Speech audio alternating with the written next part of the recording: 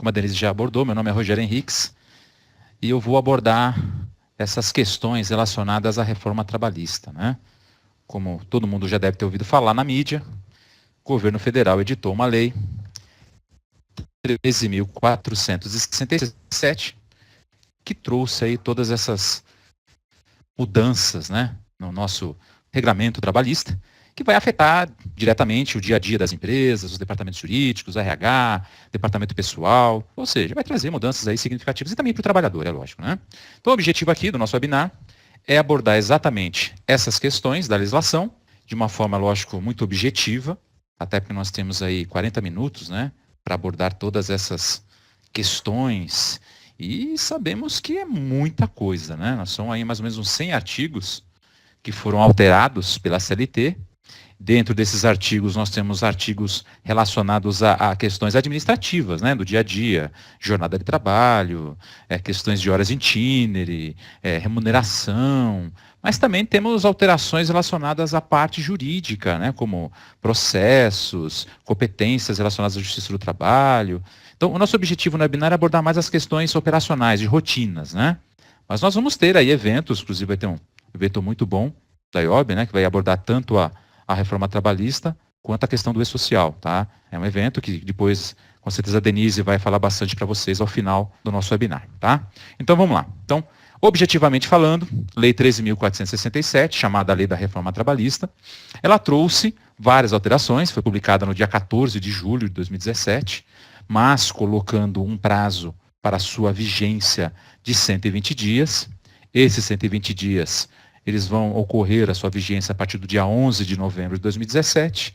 Então, a partir dessa data, nós teremos aí bastante mudanças, né? Então, vamos começar. Vamos começar por uma das primeiras mudanças que devem impactar muito essa relação do trabalho, e até fazendo algum comentário, né, que o governo vem muito falando que a reforma trabalhista vai gerar mais emprego. Mas pode ser que, ao invés de emprego, ela venha gerar trabalho, né? Por que trabalho? Porque ela está trazendo uma situação bem interessante no artigo 442B da CLT, que vocês estão vendo aí na tela, trazendo uma figura da contratação do autônomo. Não que o autônomo seja uma novidade, essa figura já existe, né, no nosso dia a dia, mas desde que ele preste serviço com autonomia, sem a questão daquela questão da pessoalidade, sem subordinação, que fosse o serviço eventual, né? Então esse é o autônomo que até então a gente conhecia, né? Aquele que é a antítese do próprio artigo 3º da CLT, que define empregado. E aí vem o artigo 442 dizendo o seguinte, que a contratação do autônomo, cumprida por esses todas as formalidades legais, com ou sem exclusividade, de forma contínua ou não, afasta a qualidade de empregado prevista no artigo 3º da CLT. Então aqui nós temos uma situação que, se a empresa contratar um trabalhador autônomo, ainda que de forma contínua, ainda que de forma exclusiva, desde que se respeite as condições contratuais, e é lógico, não estejam presentes os outros elementos caracterizadores do vínculo empregatício, né? Nós não teremos isso como empregado, e sim como um autônomo. É óbvio, né, que a diferença entre um empregado e um autônomo é gritante. O empregado tem todos os direitos trabalhistas, né? Tem questões de férias, 13º, fundo de garantia, INSS. Já o autônomo, embora tenha as contribuições previdenciárias, tenha lá imposto de renda retido, mas não vai ter os direitos trabalhistas, né, como férias, como 13º, como hora extra e assim sucessivamente. Então aqui traz uma alteração bem impactante aí no dia a dia das empresas, ok? Vamos lá. Possibilidade de terceirização. O que nós tivemos aqui de novidade? O governo federal, já no começo do ano, publicou uma lei 13.429, que trouxe já algumas informações sobre a terceirização. Mas aí veio a lei da reforma trabalhista, a 13.467, e acabou talvez dando uma ajustada naquilo que não ficou tão claro na 13.429. Então agora a lei foi alterada, né? E a alteração foi até interessante, porque a alteração não foi na CLT. A alteração foi na Lei 6.019, de 74, que é uma lei do trabalho temporário, né, que traz a definição do que é empresa de trabalho temporário. Então lá eles introduziram artigos para falar da terceirização, né? É lógico que trabalho temporário e terceirização são coisas distintas, né? O temporário é uma contratação de mão de obra para acréscimo extraordinário de serviço, para substituição de mão de obra regular e permanente, tem que ser feito por uma empresa de trabalho temporário, não é isso? Então essas questões não mudaram, tá? O que houve a mudança é que agora está de uma forma explícita a possibilidade de terceirização de qualquer atividade, inclusive a atividade principal da empresa contratante. Ou seja, acaba com aquela discussão sobre atividade fim e atividade meio, né? Então, atividade fim e atividade meio, que até então o Tribunal Superior do Trabalho, através da sua súmula 331, tratava, a gente acaba não tendo mais essa discussão, né? Só que tem detalhe, os empregados dessa empresa, quando forem prestadores de serviços no estabelecimento, terão as mesmas condições oferecidas aos empregados da tomadora. Isso, na Lei 13.429, havia uma possibilidade de as partes ajustarem. Agora, a Lei da Reforma Trabalhista diz que a empresa tomadora é obrigada a estender aos empregados da prestadora de serviço, né, os mesmos serviços que ela dá aos seus empregados, relação à alimentação, serviços de transporte, atendimento médico ambulatorial, treinamento, condições sanitárias, medidas de proteção à saúde ou segurança. Aqui é até bom fazer um parênteses, né? Que tem muita gente falando assim, mas eu tenho que dar o mesmo atendimento médico, o que que é? O mesmo plano de saúde? Não. Aqui está dizendo o mesmo atendimento médico, seria lógico, ela usufruir do médico do trabalho, que fica na empresa, do ambulatório da empresa, e não necessariamente o mesmo plano de saúde. Até porque a própria lei da reforma trabalhista diz que a empresa tomadora e prestadora, elas vão ajustar se os empregados terão os mesmos salários da tomadora e prestadora, né? Ou seja, se um empregado da prestadora de serviço prestar um serviço na empresa tomadora, onde haja já outro trabalhador prestando o mesmo serviço, com a mesma qualidade, com a mesma perfeição técnica, na mesma localidade, eles poderão ter salários distintos ou o mesmo salário, se assim as partes acordarem, né? Então ficou algo, essa isonomia salarial, ficou uma questão de ajuste entre empresa tomadora e empresa prestadora de serviço. Ok?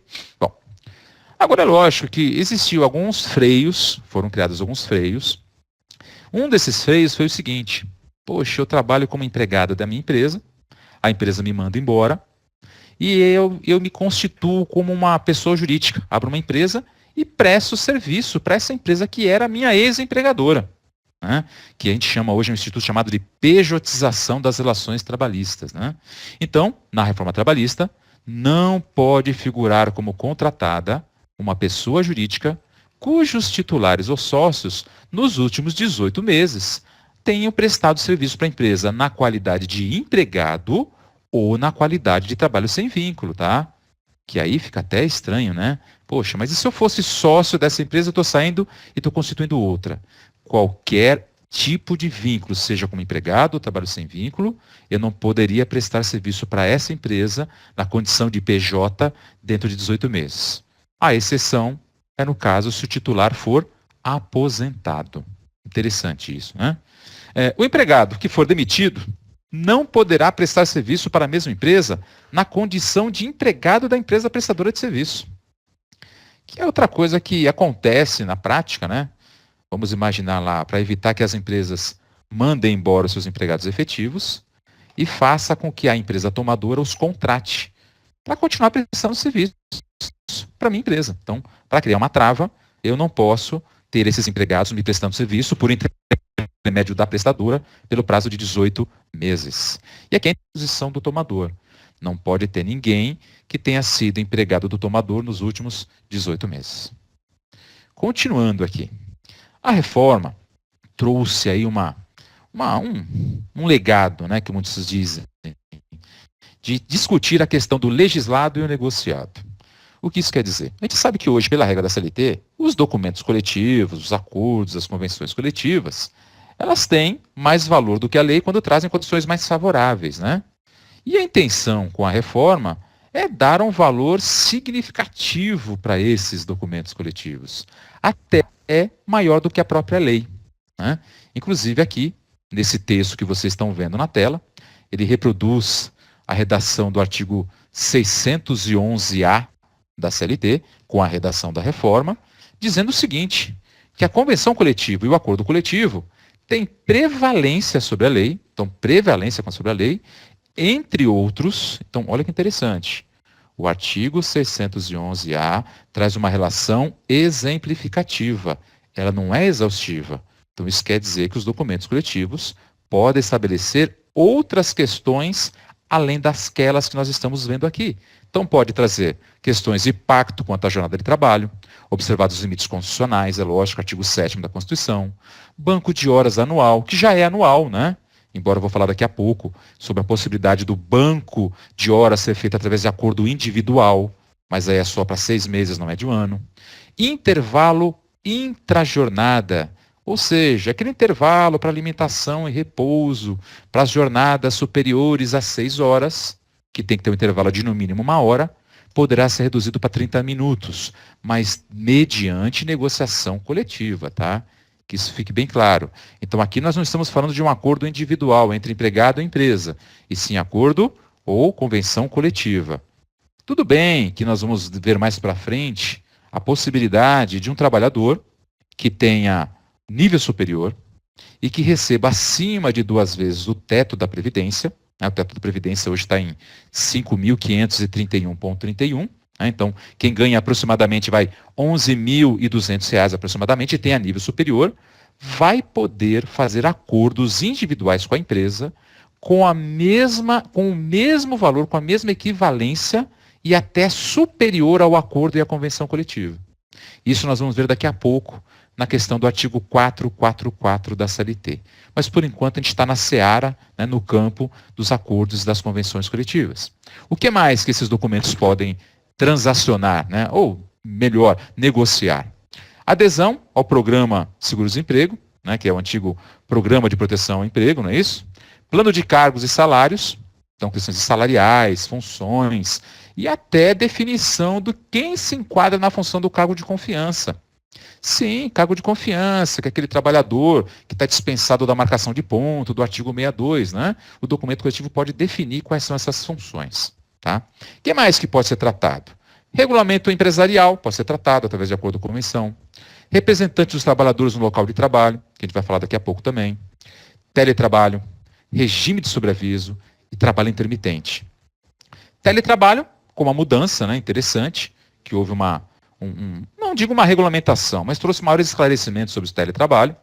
Regime de sobreaviso, que embora não tenha sido afetado pela reforma, mas indiretamente ele pode ser negociado, né, que são aquelas horas que o empregado está aguardando um provável chamado, que tem que receber, é 1/3 do valor da hora, então isso pode ser ajustado em um acordo de convenção coletiva. E o trabalho intermitente, que é uma nova modalidade de contratação que nós abordaremos adiante. Questões de remuneração por produtividade, gorjetas, também os documentos coletivos podem transacionar. Modalidade de registro de jornada de trabalho. Aqui é interessante, né? Porque nós temos hoje aquele equipamento de pronto, marcação eletrônica, o tal do REP, né? E as empresas já têm uma alternativa, que seria a adoção da marcação de ponto alternativa eletrônica.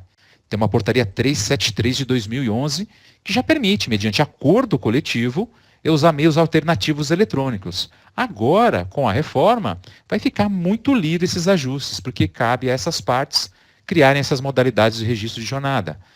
Troca do dia do feriado. O feriado cai numa quinta-feira. Ok, o que o sindicato pode negociar? Que esse feriado seja ou jogado para sexta ou antecipado para segunda-feira, mediante acordo ou convenção coletiva. É lógico, alguns aspectos, a empresa, lógico, vai ganhar em alguma produtividade, porque sabe que muitas vezes esses feriados, essas pontes são dias mortos para algumas atividades, e as empresas vão poder jogar isso ou para frente ou para trás, ou seja, vão poder transacionar quando vai ser o dia do feriado. Não muda nada em relação a repouso semanal remunerado, tá? Só muda a troca do dia. Isso tem que ficar bem claro. O empregado não deixa ele ter direito ao feriado. Eu apenas troco de uma quinta, por exemplo, e passo uma segunda. Mas ele continua tendo aquele dia como repouso semanal remunerado. Enquadramento de insalubridade. Isso me preocupa um pouco, porque pela CLT, no artigo 195, quem pode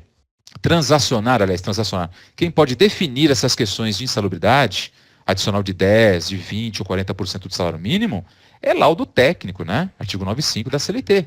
mas agora os documentos coletivos podem dizer qual é o enquadramento do grau de insalubridade. Me preocupa um pouco, até porque nós temos normas regulamentadoras, a NR15, por exemplo, que trata sobre essas questões. Prorrogação de jornada em ambientes insalubres, sem licença prévia das autoridades competentes, né? E hoje nós temos a CLT colocando que, quando há prorrogações de jornada, é obrigatória a comunicação, autorização do Ministério do Trabalho, exceto para a jornada 12/36, se não tem essa autorização. Qualquer outra prorrogação, se tiver negociação coletiva, não precisa dessa autorização do Ministério do Trabalho. Prêmios de incentivo de bens ou serviços, participação nos lucros e resultados da empresa. Então, hoje, uma participação dos lucros, regida pela Lei 10.101 de 2000, que você só pode pagar no máximo em 2 vezes, respeitado as parcelas, a questão do trimestre civil, o documento coletivo pode até estabelecer um pagamento mensal, sem que isso descaracterize a participação dos lucros. Então, dá aí uma liberdade muito grande para essa negociação. Ok? Bom, agora, já que nós falamos do que pode, né? Agora vamos falar do que não pode, né? O que pode e o que não pode. O que pode, que a gente viu, que é o artigo 611-A, agora nessa telinha está o que não pode. Então, só contextualizem lá o título lá em cima, ó, o que pode, está um ponto de interrogação, né? Contextualizem, tá? Leiam o que não pode. Porque o que eu vou falar agora está no artigo 611-B. Vamos lá. Constitui objeto ilícito de convenção ou acordo coletivo, ou seja, ilícito é ilegal, entre outros, a supressão ou redução dos seguintes direitos: identificação profissional do trabalhador, anotações de carteira, seguro-desemprego, valor de depósito do fundo de garantia ou até redução da multa do FGTS, salário mínimo, valor nominal do 13º, valor nominal, tá? Remuneração do trabalho noturno superior ao diurno. Então aqui, por exemplo, a gente sabe que o adicional noturno é de 20%. Então é lógico que o documento coletivo pode até transacionar outro percentual, mas não pode estabelecer um percentual que seja uma remuneração inferior à diurna. Salário família, até porque é um benefício previdenciário. Repouso semanal remunerado, porque, é lógico, posso trocar o feriado, mas não posso tirar o direito ao repouso semanal remunerado do trabalhador por meio de acordo com a convenção coletiva. Serviços extraordinários, horas extras, não posso estabelecer um percentual em acordo ou convenção coletiva que seja menor do que 50% da hora normal. Tá? Então, são preceitos aqui, inclusive, constitucionais. Tá? O acordo coletivo, e aqui é legal a gente olhar essa questão, porque assim, muda muito, porque hoje uma convenção coletiva, então um acordo coletivo o que é? Empresa e sindicato. A convenção coletiva, sindicato patronal e sindicato profissional, por exemplo. As disposições em convenção coletiva, elas prevalecem sobre o acordo quando mais favoráveis, na vigência hoje. A partir da reforma, o acordo sempre prevalecerá sobre a convenção coletiva. Mas no seu todo, então não vou ficar analisando o que é mais benéfico ou não. Eu vou pegar o acordo coletivo como um documento que tem mais validade do que a própria convenção. Não será permitido estipular a duração de convenção coletiva por mais de 2 anos. Então acaba com aquela questão da ultratividade, que a Justiça do Trabalho entendia que, uma vez terminado o prazo de um documento coletivo, ele continuaria mantendo esses direitos aos empregados, porque ele integraria ao contrato de trabalho até que viesse um novo acordo ou uma nova convenção. Então isso acaba. Acabou o prazo da convenção, acabou o prazo do acordo. Se não for transacionado, a gente volta aos limites básicos e não continua aplicando o documento coletivo. Agora vem aquela questão que eu comentei com vocês, do artigo 444 da CLT. Terá o mesmo valor de um acordo de uma convenção, correto? E ainda vai prevalecer sobre esses documentos o acordo firmado com o empregado que seja portador de diploma de nível superior e que receba um valor igual ou superior a 2 vezes o limite máximo dos benefícios da Previdência, que no caso seria R$ 11.062,62, que seria 5.531 vezes 2. Para os trabalhadores acima, né, poderão ainda ser pactuadas a questões de arbitragem. Só que aí coloquem só uma observação, tá? Para arbitragem, não precisa ter nível superior. Para arbitragem, basta o trabalhador ter uma remuneração superior a 2 vezes o limite máximo de salário de contribuição, que só essa questão já poderá habilitar esse trabalhador a firmar um termo de arbitragem, que inclusive a arbitragem é uma discussão tremenda na Justiça do Trabalho, uma vez que a arbitragem eu posso transacionar direitos disponíveis. E no direito do trabalho, um salário, por exemplo, não é um direito disponível. Então a gente traz uma figura nova de que esses empregados poderão, é lógico, transacionar esses seus direitos, fazendo, lógico, essas questões de arbitragem. Continuando aqui, uma nova entre aspas, até porque isso aqui é uma regulamentação do artigo 11 da Constituição. Né? Muita gente fala, nossa, mas agora vai ter que ter uma comissão de empregados na empresa. Mas o artigo 11 da Constituição já dizia isso, né? Só havia uma falta de regulamentação e ela veio aí com a Lei 13.467, dizendo que empresas com mais de 200 empregados é assegurada uma eleição de uma comissão. E como é que ficaria essa comissão? Eu não estou falando de comissão paritária, tá? Não estou falando de CIPA, onde tem membros dos empregados e membros dos empregadores. Estou falando de membros dos empregados. Então, empresas com 200 empregados até 3.000 empregados têm que ter 3 representantes. Empresas com mais de 3.000 até 5.000, 5 membros. Empresas com mais de 5.000 empregados, 7 membros. Qual vai ser o papel desses membros? Representar os empregados nas negociações, nos acordos, no cumprimento dos direitos, né? Então, serão representantes que os empregados terão para defender aí os seus interesses. Como sempre, esses membros eleitos terão estabilidade. Estabilidade que, no caso, seria desde a confirmação da sua candidatura até 1 ano após o mandato. Mas só que eles não vão poder ser reconduzidos nos 2 anos seguintes. Então, eles vão ter que ficar aí um tempinho de molho, né? Então, eles vão se candidatar, vai ficar, lógico, no seu mandato. Depois vão ter que esperar 2 anos para poder assumir um novo mandato, ok? Continuando, dentro dessas relações sindicais. E está estranho essa questão, porque eu não estou ouvindo muitos sindicatos reclamarem, né, fazerem um alvoroço, mas a reforma acaba literalmente com a obrigatoriedade da contribuição sindical dos empregados e também a contribuição sindical patronal, aquela que as empresas recolhem lá no mês de janeiro sobre o seu capital social. Então é interessante essa questão, né? Então você acaba tirando uma fonte muito grande de custeio dos sindicatos. E é lógico, não mexeram, isso tem que ficar bem claro também, com as questões das contribuições assistenciais e confederativas, que continuam no mesmo pé. Ou seja, então não há nenhuma informação, uma alteração sobre essa questão, ok? Considera-se trabalho intermitente. Legal. Essa questão aqui, inclusive, é que está demandando muita dúvida, porque tem até alguns autores, e tem um que eu gosto muito, que é o Homero Batista, né, que é um juiz do trabalho, professor da USP, excelente profissional. Ele até usa um termo interessante, né? É o bico oficial. Bico oficial. É isso mesmo. Então, o que seria o bico oficial? Eu teria um trabalhador para poder chamá-lo, vejam, é um empregado da empresa, mas eu vou chamá-lo no momento em que eu precisar desse trabalhador. Então eu posso precisar dele em horas, eu posso precisar dele em dias, eu posso precisar dele em meses, tá? Então, independentemente da minha necessidade, 100 horas, 100 dias ou em meses, eu vou convocar esse trabalhador.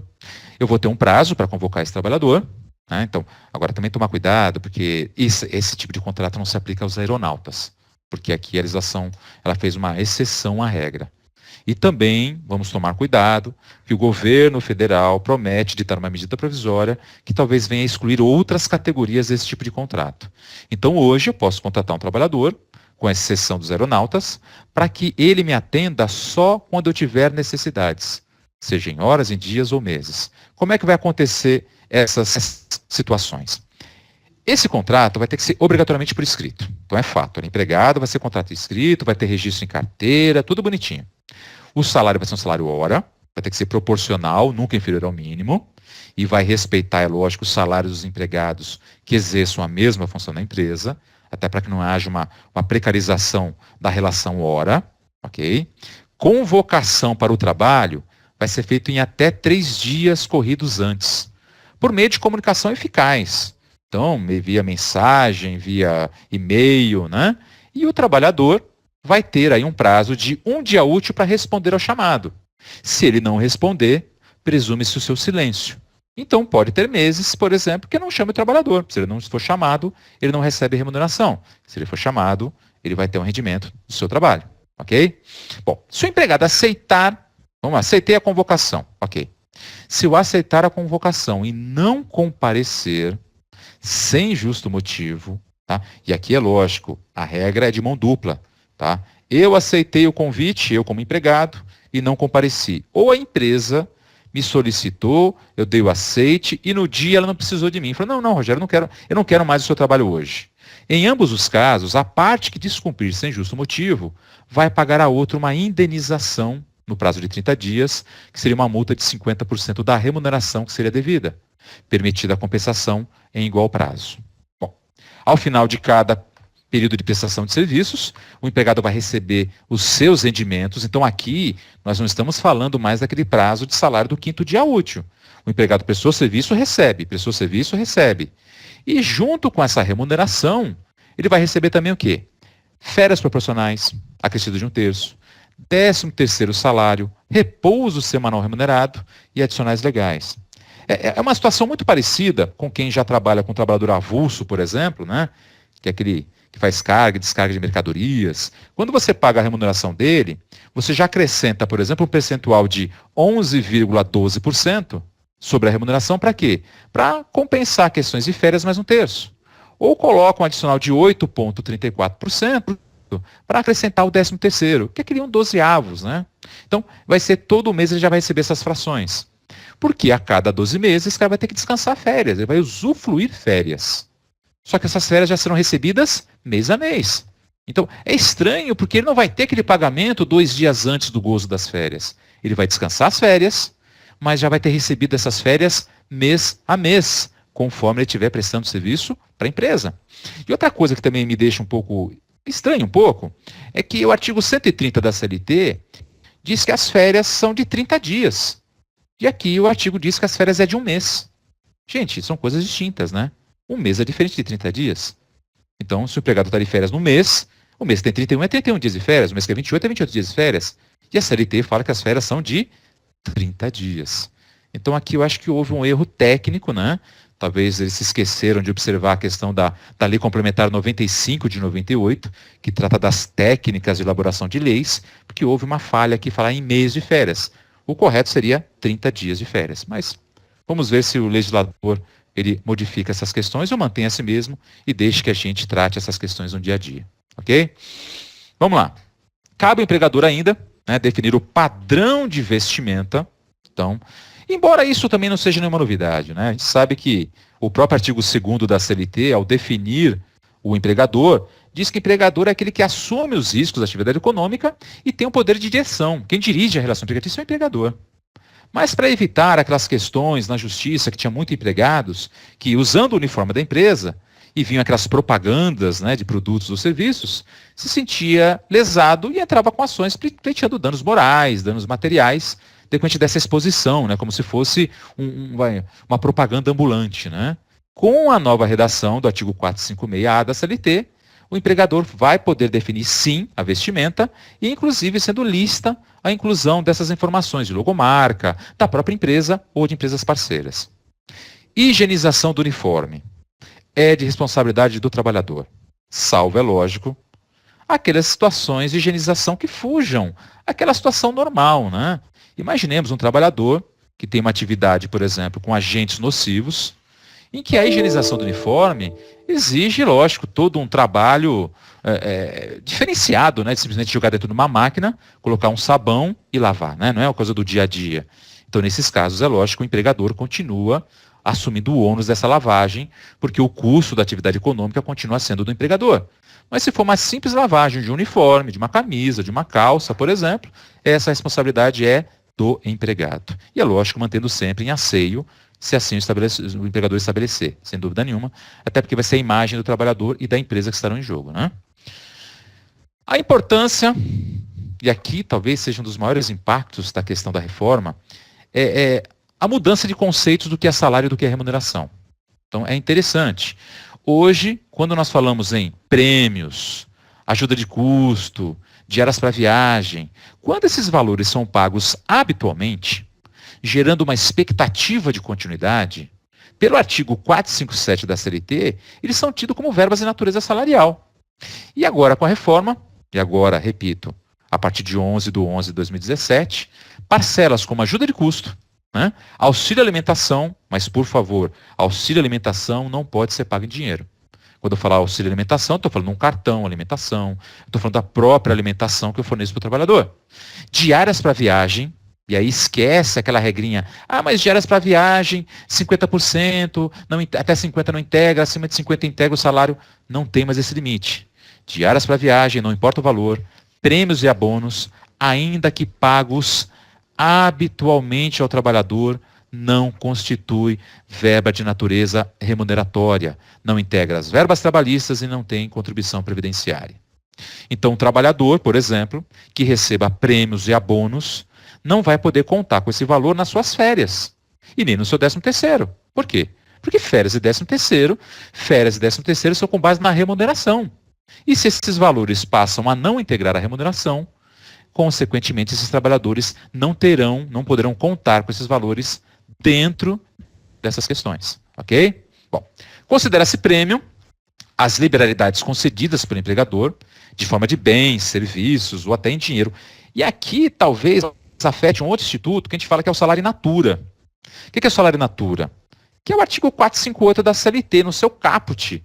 Ele ainda diz que salário não é só aquilo que é pago em dinheiro, mas também os bens que é dados como contraprestação do trabalho, seja um veículo, seja uma moradia, quando eu estou empregado, não é isso? Então, aqui na CLT está dizendo que os prêmios podem ser dados em bens, serviços ou em dinheiro. Seja para um grupo de empregados, seja para um empregado, em razão do seu desempenho superior ao ordinariamente esperado no exercício de suas atividades. Então, aqui, eu acredito que as empresas, muitas das empresas, vão se utilizar desse expediente.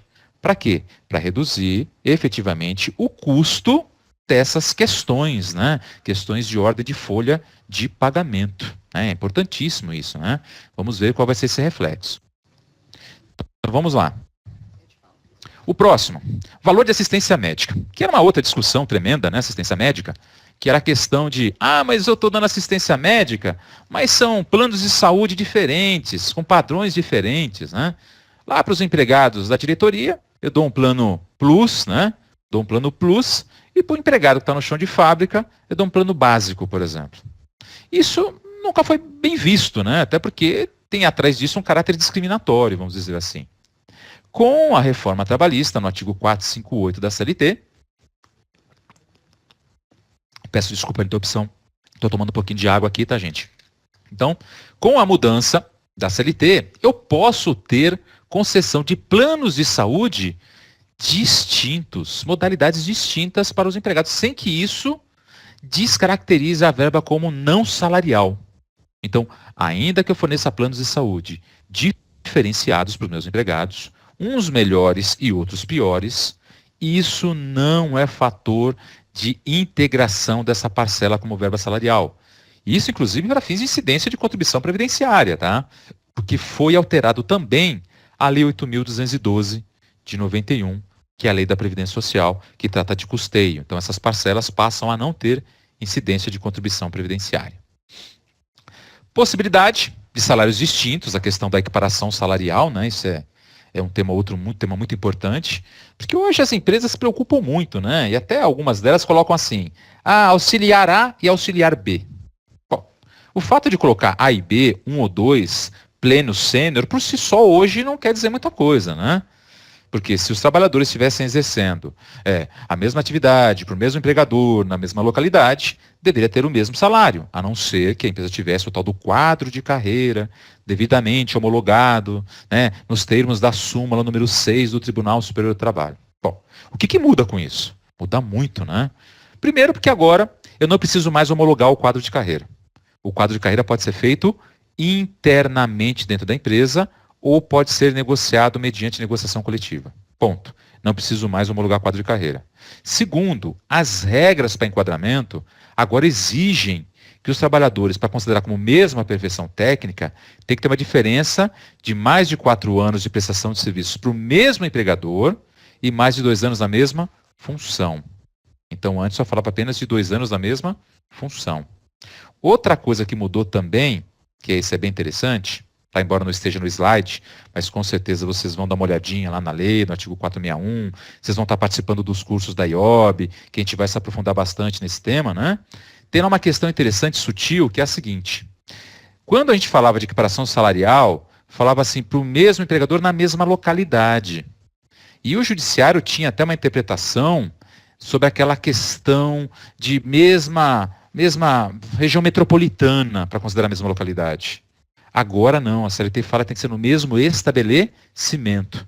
Então é possível que matriz e filial que estejam na mesma base, que estejam no mesmo município, ou até mesmo uma na rua A e a outra na rua B, do lado uma da outra, os empregados tenham salários diferentes, porque não prestam serviço para o mesmo estabelecimento, e sim para o mesmo empregador, mas estabelecimentos distintos. Então, abre um leque fantástico para questões de equiparação salarial. Ok? Gratificação de função, ou a questão dos gerentes, né? A gente sabe que hoje um gerente, lá do artigo 62 da CLT, é um cara que não marca ponto, né? Aquele cara que tem um cargo, uma função de confiança, que recebe uma gratificação de função, se houver a discriminação da gratificação de função, porque às vezes nem precisa ter, desde que o salário seja compatível, né? E esse trabalhador, para a Justiça do Trabalho hoje, quando ele exerce essa atividade como gerente e está nessa condição há mais de 10 anos, o entendimento da Justiça é que a empresa não poderia tirar essa gratificação, a não ser que fosse uma reversão por justo motivo, né? A não ser que o empregado tivesse realmente, no termo popular, pisado na bola com o empregador perdeu a confiança nele. Caso contrário, depois de 10 anos, eu não poderia mais tirar a gratificação de função. Agora, com a redação da CLT, né, como volta a dizer a partir do dia 11/11, a empresa pode, com ou sem justo motivo, a qualquer momento, além de reverter o cargo, que isso já era possível, né, no seu parágrafo único do artigo 68, também pode fazer a supressão da gratificação de função. Ou seja, a gratificação de função ela já era considerada um salário-condição. Por que era considerado um salário-condição? Porque era só pago enquanto existisse aquela condição. Só que tinha esse fator determinante dos 10 anos, que a Justiça entendia, que integrava a realidade financeira do trabalhador.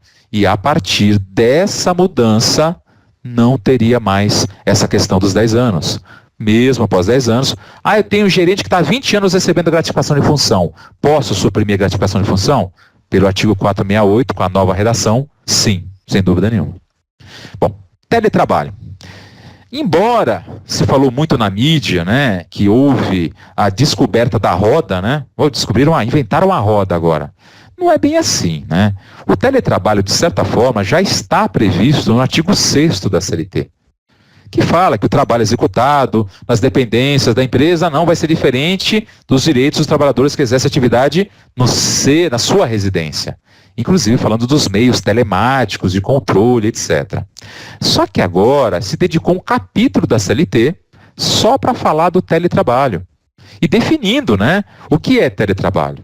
É aquele que o serviço é prestado preponderantemente fora das dependências do empregador, com a utilização de tecnologias, de informação, de comunicação e que não se confunde com o trabalho externo.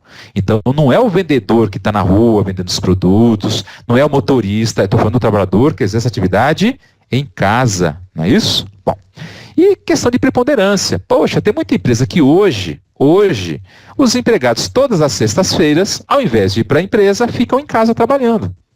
Aí o resto da semana? O resto da semana ele fica na empresa. Isso não é teletrabalho.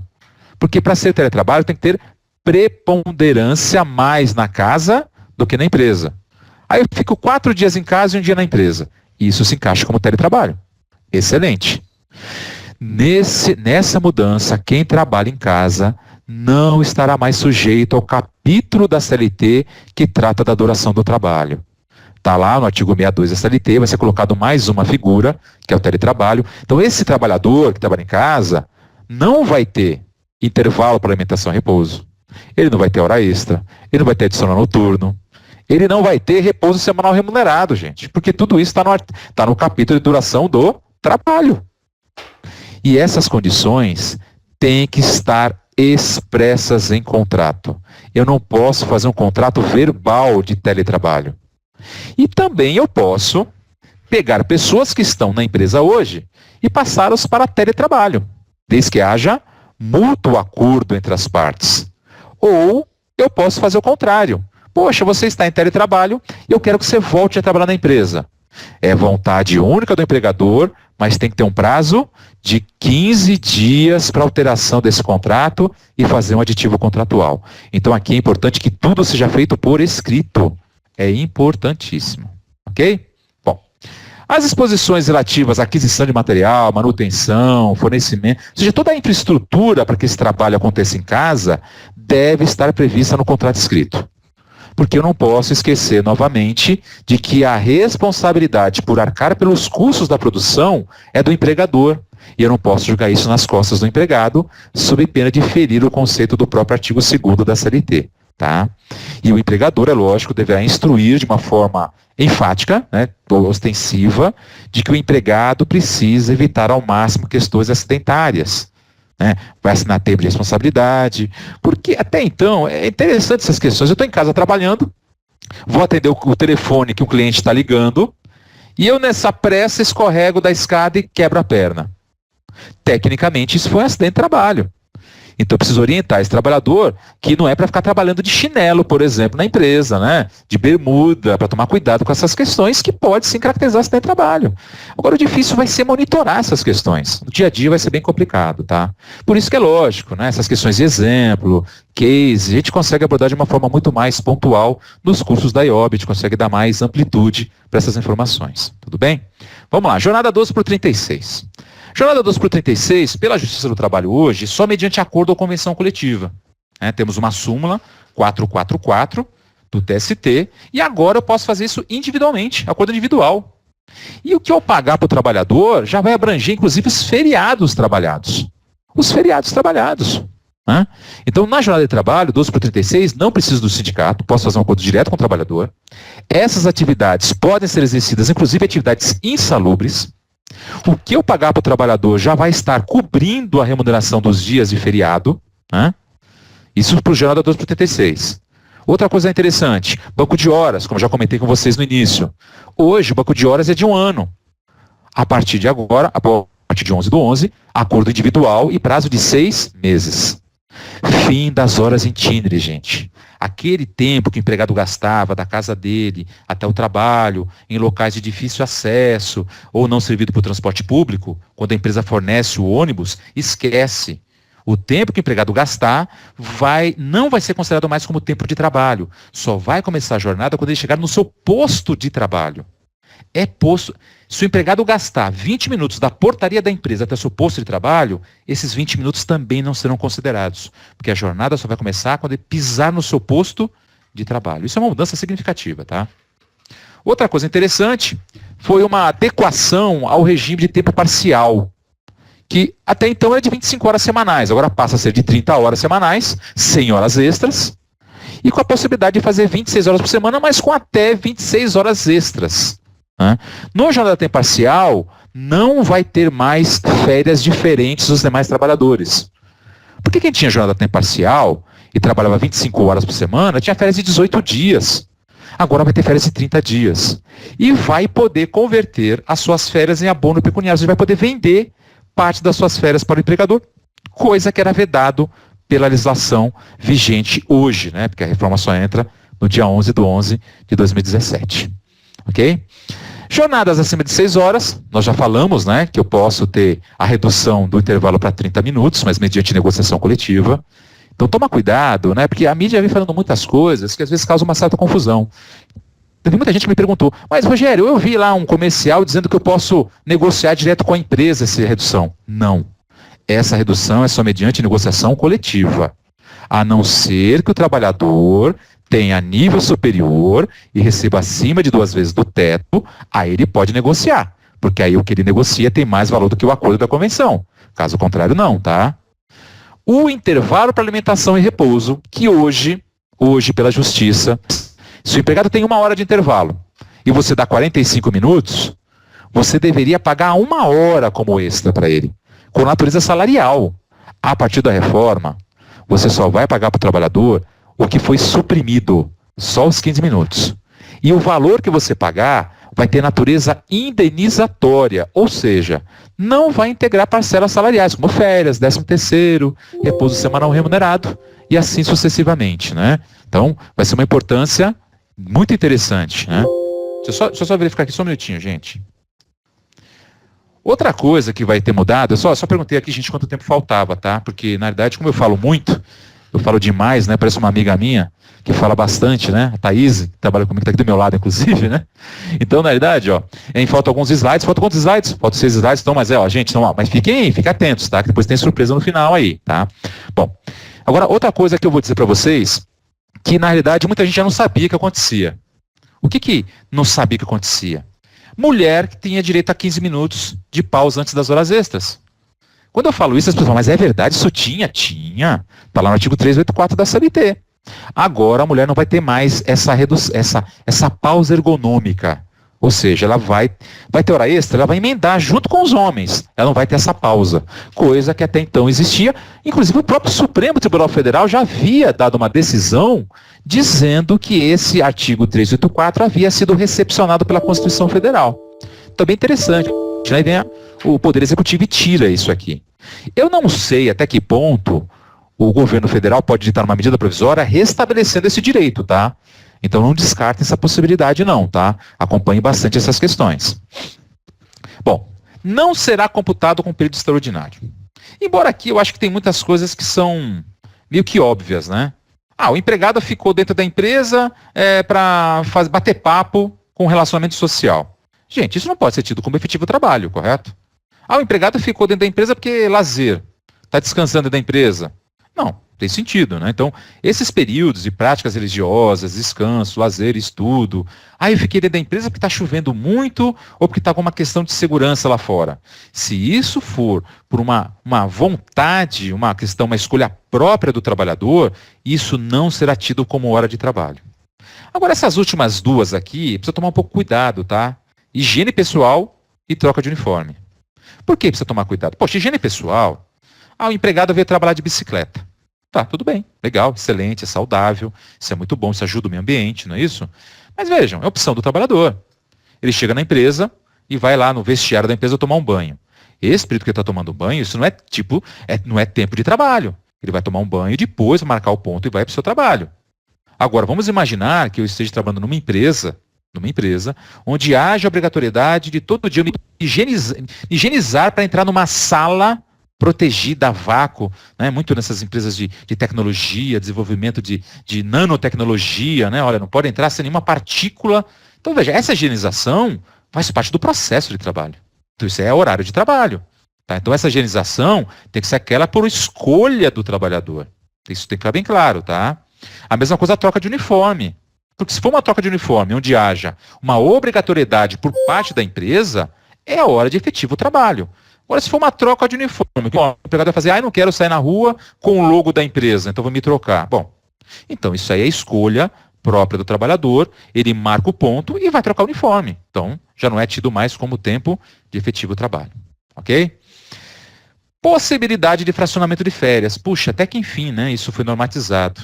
Porque já havia, inclusive, uma convenção do OIT número 132 que tratava sobre essas questões, e agora o governo resolveu dar uma afrouxada nas questões de férias, né? Porque até então era só em 2 períodos, em casos excepcionais. Agora eu posso fracionar em até 3 períodos, mediante livre ajuste entre as partes, desde que um deles não seja inferior a 14 dias e os outros não podem ser inferior a 5 dias, cada um, né? E também acabou com aquela proibição de fracionamento de férias para maiores de 50 e menores de 18 anos de idade, o que justificaria, né? Porque quando a CLT foi criada, a expectativa de vida do trabalhador lá na década de 43 era mais ou menos de 47 anos de idade. Então, quer dizer, até justificaria uma pessoa com 50 anos, né, não poder fracionar férias, mas hoje a realidade é totalmente distinta. Então, eu acho que, como é distinta, eu acredito que caberia, sim, realmente uma flexibilidade maior para a questão de férias. O trabalho da mulher em relação a lactante e gestante que trabalha em atividade insalubre. Aqui nós vamos ter impactos previdenciários, tá? Porque na CLT, hoje, uma mulher que trabalha numa atividade insalubre, que está grávida ou é lactante, ela tem que sair da atividade insalubre e ir para uma atividade salubre. E hoje, a empresa não é obrigada a pagar o adicional de insalubridade, porque é lógico que ela está numa atividade salubre. Com a reforma, se a gestante estiver trabalhando numa atividade insalubre em grau máximo, ela é obrigada a sair da atividade insalubre e ir para a salubre. ou seja, aquela que não está exposta a agente nocivo. Agora, se for uma atividade insalubre em grau médio ou grau mínimo, ela poderá continuar trabalhando se o médico de confiança assim autorizar. A mesma coisa a lactante, só que a lactante não importa qual é a exposição do agente. Mínimo, médio e máximo, ela vai poder continuar trabalhando na atividade se o médico dela autorizar.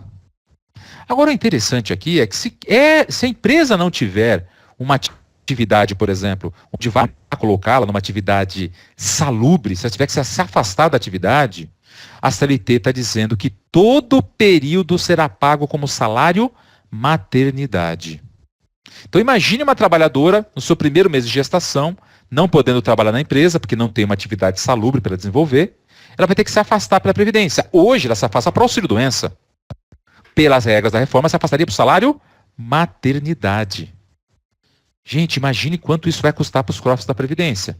Será que a Previdência vai autorizar isso? Será que vamos ter questões de questionamento, de que todo o benefício previdenciário tem que ter uma fonte de custeio? Então seria isso uma questão inconstitucional? Só o tempo vai dizer. Outra questão. Mas ela está numa atividade salubre. Coloquei ela numa atividade salubre. Ok. O adicional de insalubridade você vai continuar pagando para ela, mas vai poder abater o adicional de insalubridade com as contribuições previdenciárias. Ou seja, eu crio um salário maternidade híbrido, porque ela está trabalhando e compenso o adicional na minha folha de pagamento. Também é outra coisa temerária para os cofres da Previdência Social. Ok? Então, durante o afastamento, a empresa deverá continuar pagando o adicional de insalubridade e poderá compensar esse adicional das contribuições previdenciárias. E se não for possível, vai virar benefício previdenciário.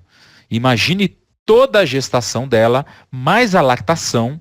É lógico que a amamentação pode ser até os 6 meses, mas pode ser dilatada mediante autoridade médica.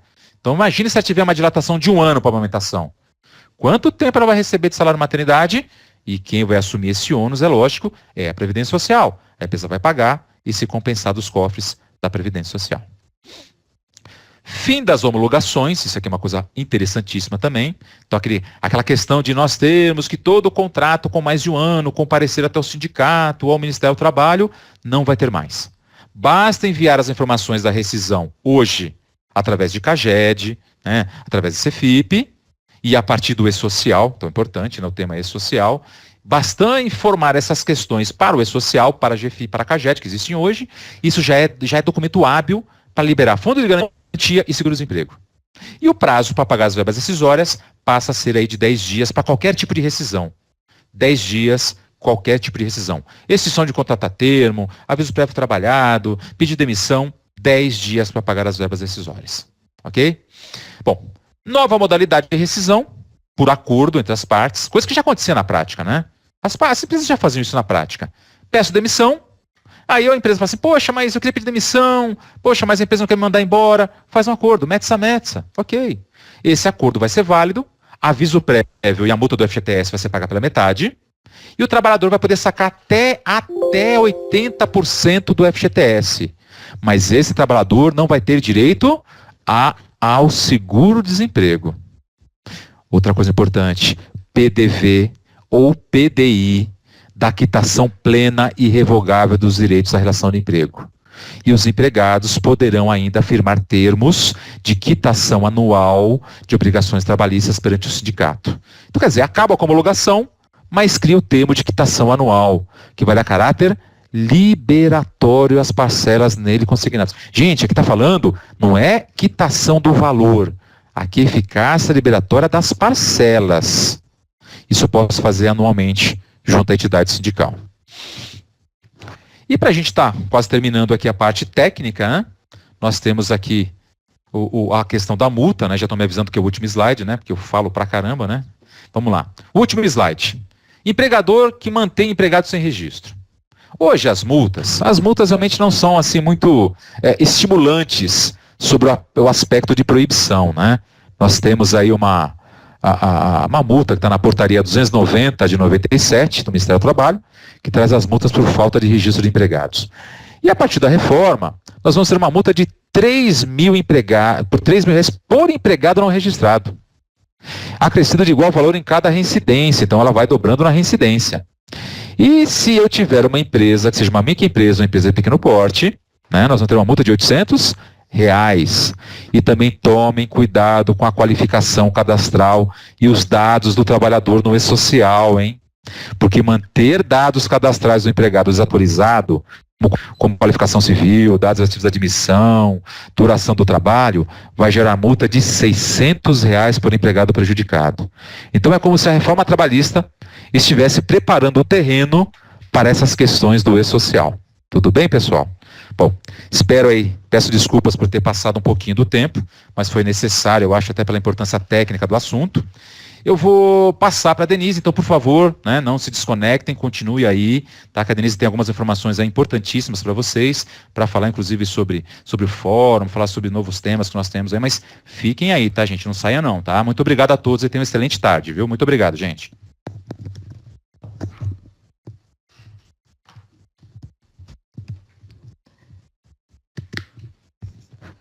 Olá, pessoal. Quero agradecer imensamente aí a atenção do instrutor Rogério Henriques, que nos ajudou com toda a sua experiência aí no assunto, né? E por falar em reforma, pessoal, queria compartilhar com vocês, né? Agradecer aí a atenção e queria compartilhar com vocês, aí, só um minutinho para a gente projetar na tela para que todos possam ver.